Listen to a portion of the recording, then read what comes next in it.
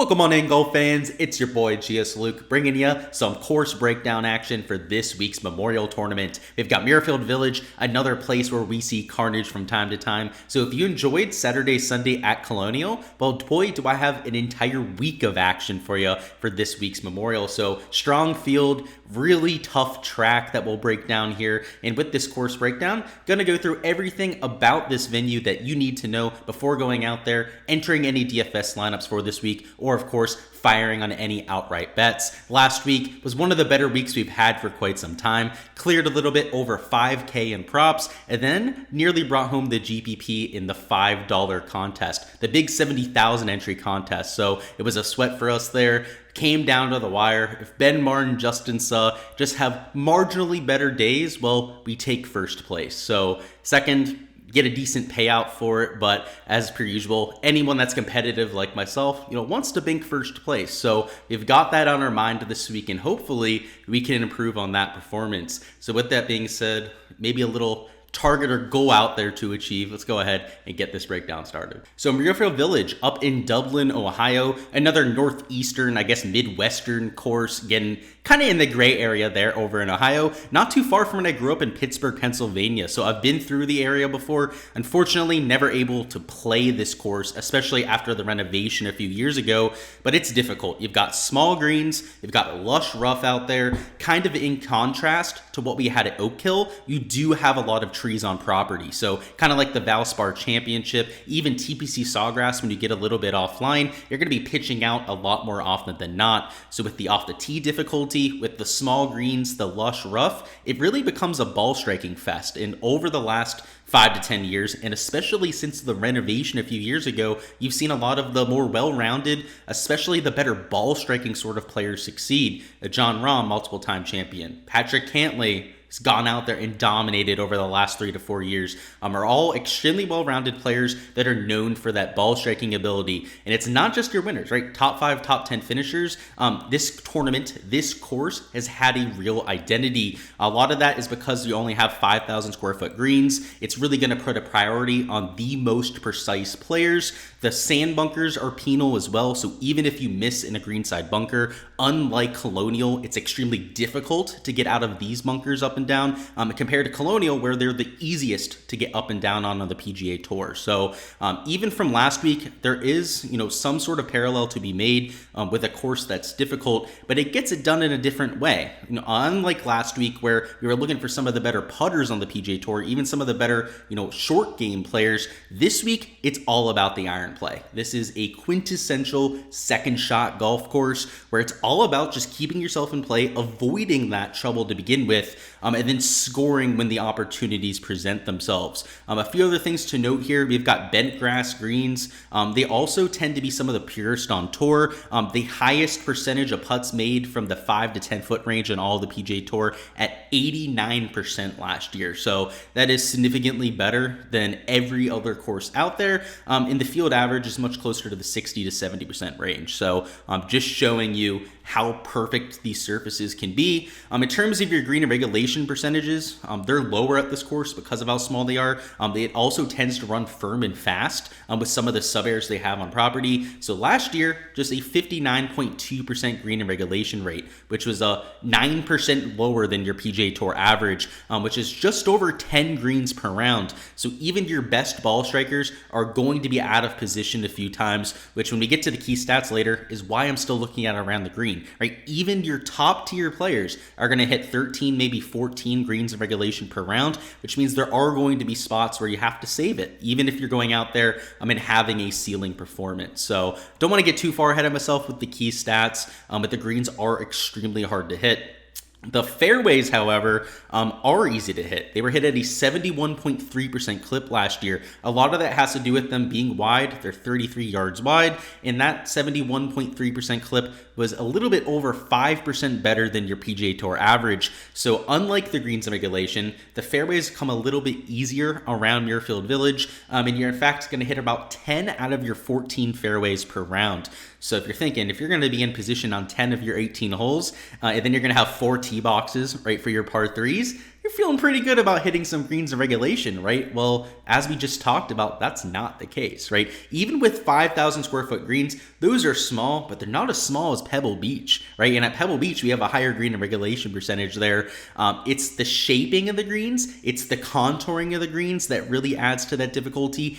Everything runs out at Muirfield Village and everything is strategically placed. If you look at other Nicklaus designs, this kind of a trend will continue. I'm thinking PGA National, right where the Honda Classic is. It's another course where the fairways are a little bit easier to hit than your PGA Tour average. In your greens regulation, even though they're much larger at PGA National, which is more of a resort style golf course, it's still hard to hit greens there because of the runoff areas, because of the sloping of the greens.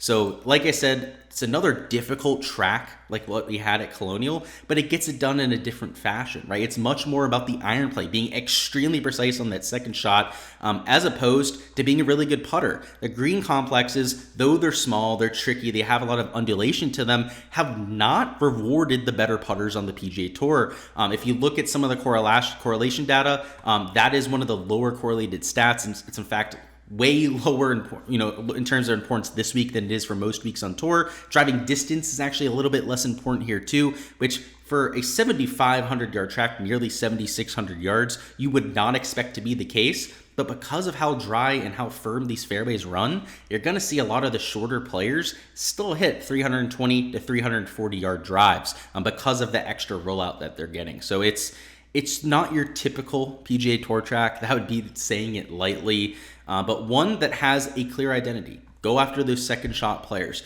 Go after players that can get themselves up and down, and you're going to be finding a lot of top 5, top 10s. Now to take a look at Muirfield hole by hole. So we'll start with hole number 1, which is not a handshake, right? If you're looking for an easy birdie to start, well, you're not going to get it. You do have a downhill tee shot, which will give you a little bit of extra rollout here, but one of the thinner fairway areas. You can see the further down you hit it, the more that it tapers off. So a lot of players will choose to hit a 3-wood off of hole number 1 and just lean on that iron play. It's about 170 to maybe 180 yard shot in from there, and like I said, you're really just looking for a par here. It's not that handshake birdie hole that you see at most PGA Tour tracks.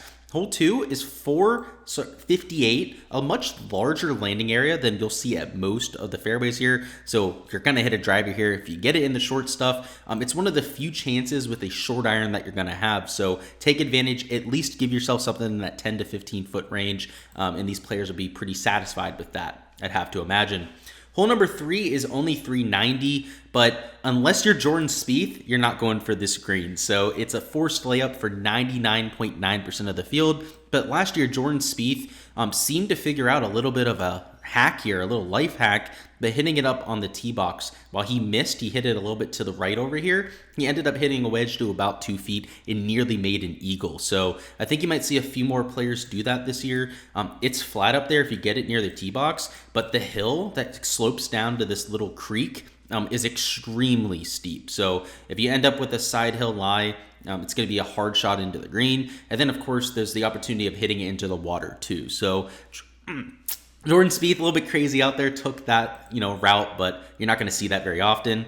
Hole 4 is 210 yards. It's a par 3 where there's a bunch of different hole locations, right? It plays a lot differently. If it's one of these front pins, it'll play that hole 20 yards shorter. Because it's such a deep green, this back left, this back right pin, on top of being tucked, are also significantly longer, right? Playing a lot closer to like 230 yards. So it's a difficult hole depending on pin location, and also tee box location, right? They can move it up, help players out to maybe some of those back pins, but still a really tricky green with some tucked pins. Hole 5 is your first par 5. It's 541, so it is reachable in 2, but a lot of players, unless you hit a perfect drive to the corner, are probably going to lay up here to the right. It's a risky shot over the water. It's also a long shot. It's about 240, 250 yards. So again, unless you have a perfect angle, a perfect lie in the fairway, a lot of players will choose to set up a wedge into this green, but for the elite drivers of the golf ball, they're going to be licking their chops, hoping to have a shot at eagle.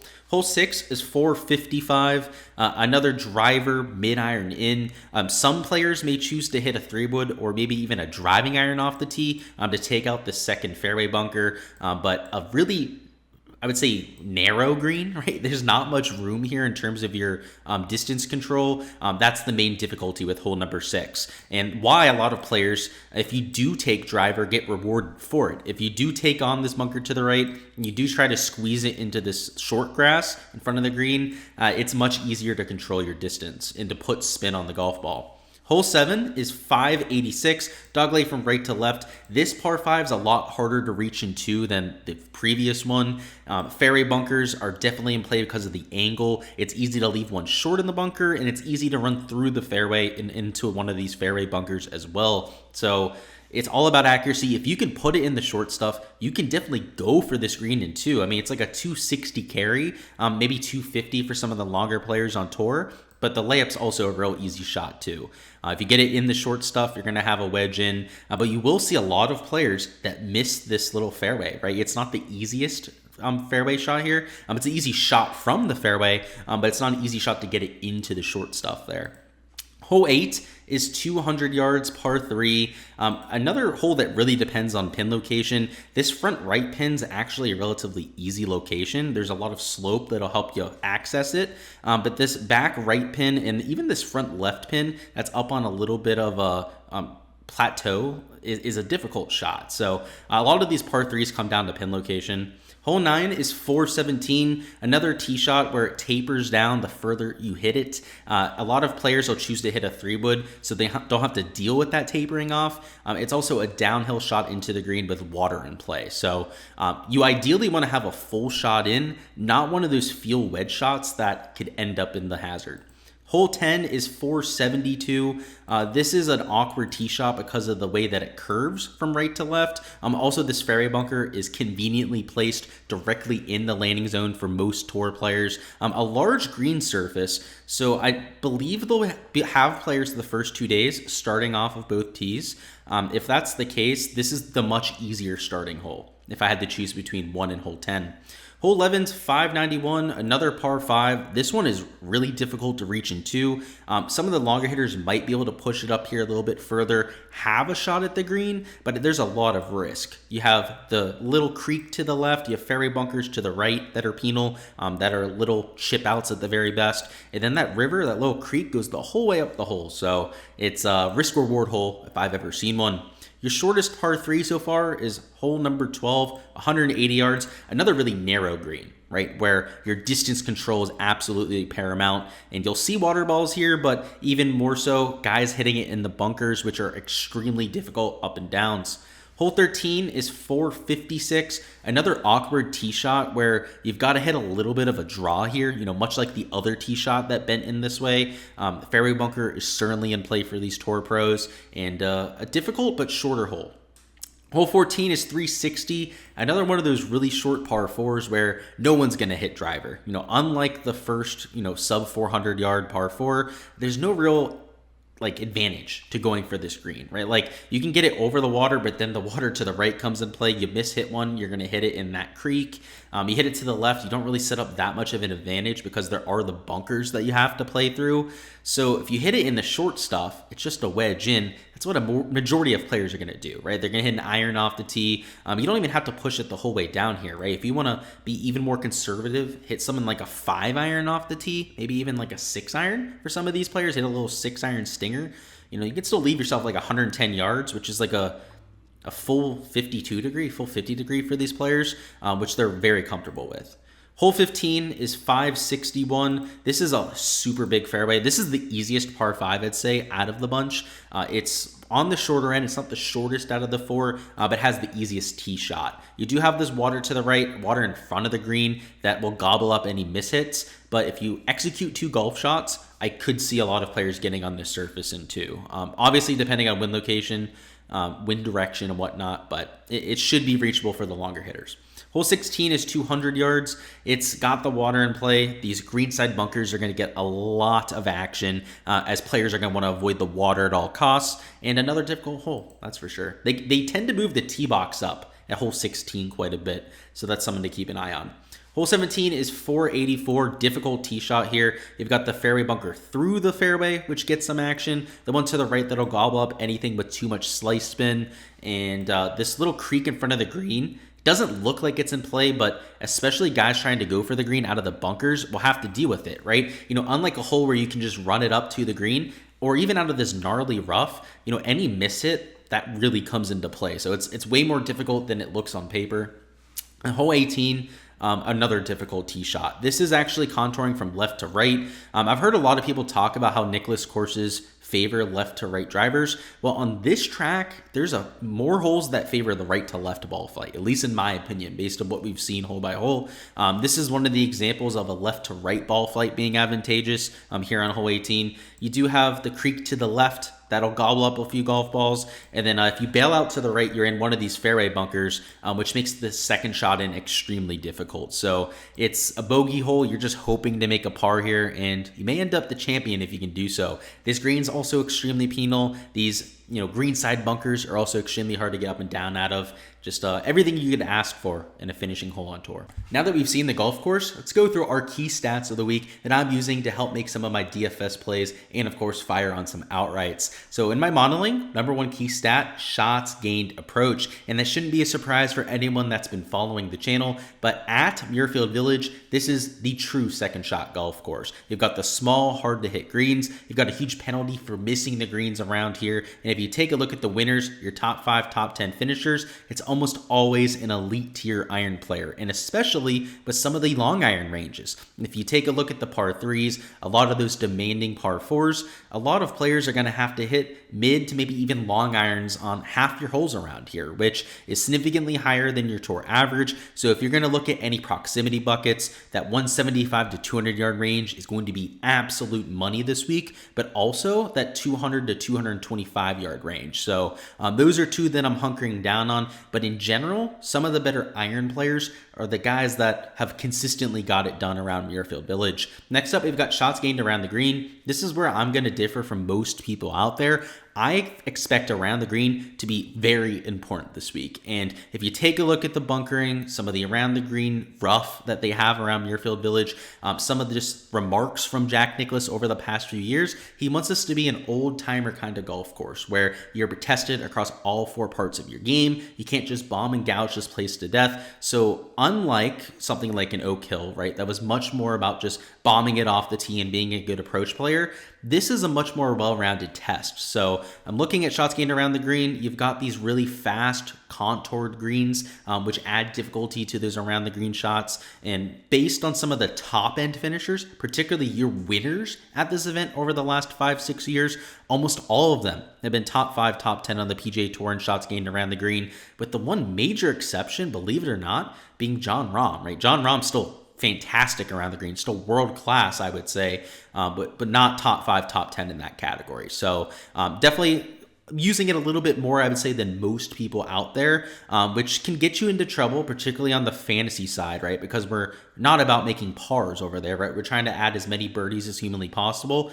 But if you want guys to finish in the top 5, top 10, you're going to need them to at least keep somewhat of a clean scorecard. This is a demanding track where even the best ball strikers are hitting like 13, 14 greens per round. And then lastly, we've got shots gained off the tee, and this is about driving distance and accuracy, so that's why I just put off the tee on there. This is a course where bombers, right, are going to have shorter clubs into the greens. That is always helpful, especially when a course is almost 7,600 yards, but it's also a track where driving accuracy is a huge name of the game too. You've got those tree-lined fairways I talked about, which can cause you trouble. We've got a bunch of water in play, which people never consider because there's not lakes out there, right? There's a few lakes, few retention ponds, but the creek that goes all across the property, especially on that back 9, gobbles up a lot more tee shots than you'd think too. So staying out of that, taking advantage of all the extra rollout you get at Muirfield Village because of the firm and fast fairways is a huge part of the game as well. So you'll see bombers at the top of the board, you'll see the 7,600 yard scorecard, and you'll know that distance is at least part of the factor this week, but do not ignore the driving accuracy. You've got all those fairway bunkers to avoid as well. The rough is early in the week, it'll be like 3.5 inches. By the end of the week, it might be like 4.5 inches. So it'll be a difficult track, and you're going to need a well-rounded game to get it done. And that includes your off the tee play, right? You got to be both long and accurate around this kind of place. A few other things we're looking at would be par 4 scoring, especially the 450 to 500 yard par 4s. So much like some of the other longer tracks like Oak Hill, I am looking at that par 4 scoring bucket. for a little bit of my modeling this week. We're looking at shots gained putting on bent grass greens. While it's not one of my top 3 key stats, you can never ignore putting, right? If you talk about a ball striker's test, it just means that ball striking is more important at this track, right? Not that it's all about ball striking. You still got to look at putting stats. There's still, putts on every single hole out there. It's the stat that you're using the most out there when you're playing a round of golf. Approach plays up there too, right? You're always hitting an approach shot on every single hole. So don't completely discount putting, but yes, bent grass putting a part of the model, maybe just a little bit less important this week. Birdie or better percentage, always including that in a fantasy type of model, especially for PGA DFS. Like I said, a lot of that is correlated to your birdie production, not so much how many pars you can make. So if you're doing a DFS model, I think that's even more important to throw in there. And then, of course, our shots gained at comp courses, which we'll hop into right now. Our comps this week are a little bit out of right field, and I think they're going to surprise some people out there, but hear me out on them. So at number 1, we've got PGA National, the championship course. It's a Florida track. Couldn't look any different than what you're going to have this week, but both are Jack Nicklaus designs. It's a huge part of this here, but even more importantly, they test the same parts of your game. The fairway averages at both courses are slightly higher than your average, and then your green and regulation percentages are slightly lower than your tour average at both golf courses. You've got those trickly Nicklaus greens. You've got a bunch of water balls at both courses, which again, I think is something that people forget about Muirfield Village. Is last year and the year before that, it was top 3 on the PGA Tour when it came to water balls. PGA National Championship course, always in that top 5, top 3 when it comes to water balls as well. So you're got that crossover, the Nicklaus crossover, the fact that a lot of the fairway and green and regulation averages are the same. And then if you look at the leaderboards, and now not everyone that plays the Memorial has played at Honda, like John Rahm, Patrick Cantlay hardly ever come down to South Florida. In fact, I don't think they have, at least for my memory of going to the tournament. So it's hard to get some of the crossover on the leaderboards. But if you look at some of the value plays, like Billy Horschel has had success at both tracks. You can keep going down the board. There's a bunch of them. Matt Kuchar, right, has liked PGA National a bit of a career, loves this kind of track. There's a lot of crossover to be made from there. So if you're looking for some of the newcomers, maybe even some of those PGA Tour rookies that have no experience at Muirfield Village, maybe take a look at their Honda Classic stuff, right? Most of them would have played that golf tournament, another Nicklaus design, and I think there's enough crossover to be had there, right? The visual perspective, no crossover at all, right? One's in a Florida swamp out in my country, other one's up there in Dublin, Ohio, but you get the idea. Next up, TPC Sawgrass, another track that's down in Florida, but it looks a lot more like this week, right? Now, the grasses are different types of trees, but down there in Jacksonville, Florida, right, up there, Ponte Vedra Beach, you've got a lot of tree-lined fairways, right? You get offline, you're going to have to chip out sideways. It's the same kind of thing here. The rough is not nearly as gnarly at TPC Sawgrass, but it's another track where you have really difficult long iron shots, and around the green, if you miss the green, you are going to be penalized horribly. Now, TPC Sawgrass, it's more of a shaved off kind of area. It's more of a Pete Dye kind of difficulty. Of course, a Pete Dye design is compared to a Jack Nicklaus design. You don't have all that gnarly rough. It's more of like the difficult greens that add that difficulty, but it's still right difficult around the green. You need to be really good there, and you need to be really good with your long irons. It tests the same thing. It has the similarities with the water balls, right? Bunch of water balls around TPC Sawgrass. It has the tree-lined fairway aspect. So like I said, these aren't perfect comps. They're a little bit out of right field, but they test the same sort of skill set that we're looking for. So if you're looking for crossover success, I think that's another track, another event that'll be extremely useful. And lastly, the water ball course. So this is what we're going with this one. TPC Southwind, another track where you've got to be really accurate and distance off the tee.